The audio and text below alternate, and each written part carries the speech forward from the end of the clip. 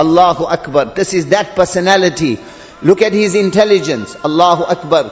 Wahab bin Munabbih rahimahullah says, إن الله تعالى لم يعطي جميع الدنيا لم يعطي جميع الناس من بدء الدنيا إلى انقضائها من العقل في جنب عقله إلا كحبة رمل بين رمال الدنيا. He said, if the combined uqul and intelligence of every human being from Adam alayhi salam to the last person to come before Qiyamah had to be pulled together and equated to one grain of sand, the aql and intelligence of Muhammadur Rasulullah sallallahu alayhi wasallam would be all the grains of sand on the surface of the earth.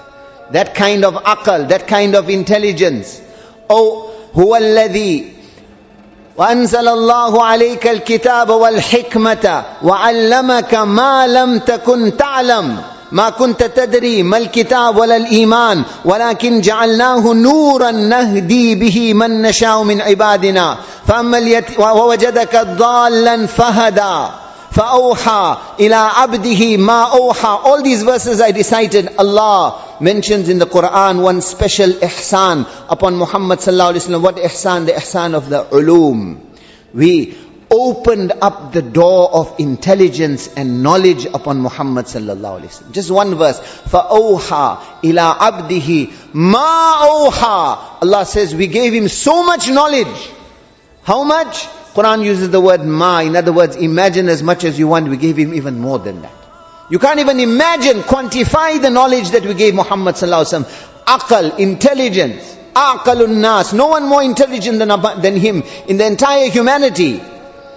Why am I mentioning this? They came with a complex problem. He could have done like what we do today. What is our idea of intelligence? Anybody comes with any issue, hit them with bombastic language, confuse them. And the more the person confuses you, the more bigger terms he uses, the more verbose language he uses. Wow, what a speaker. Look at him, his intelligence, he's an academic. That is not academia, that is foolishness.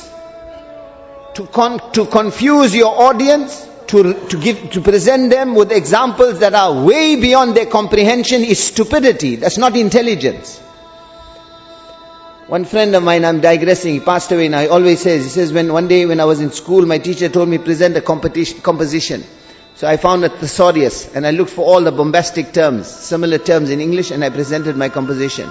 When my teacher saw this, he said, in promulgating your esoteric cogitation, or shall I say psychological observation, I find that you excel in the usage of empty tintinnabulations, and this behoves me to bash you on your proboscis. He says, from that day I made tawbah.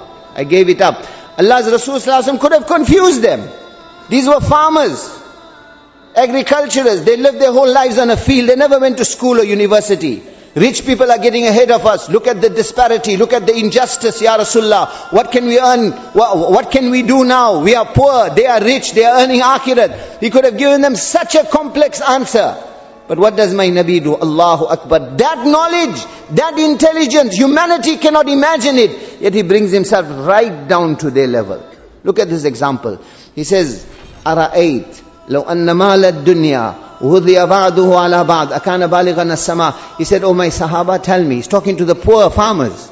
He says, if all the wealth of the world has to be piled up one above the other, one above the other, one above the other, would this pile reach the heavens? Sahaba said, La ya Rasulullah.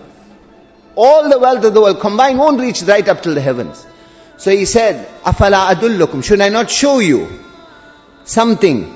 أَصْلُهُ فِي الْأَرْضِ وَفَرْعُهُ فِي السَّمَاءِ. The branch of it is on this earth. The roots of it are on the earth. The branch of it has reached the heavens. In other words, what I'm going to show you is more valuable than all the combined wealth of the world piled up one above the other.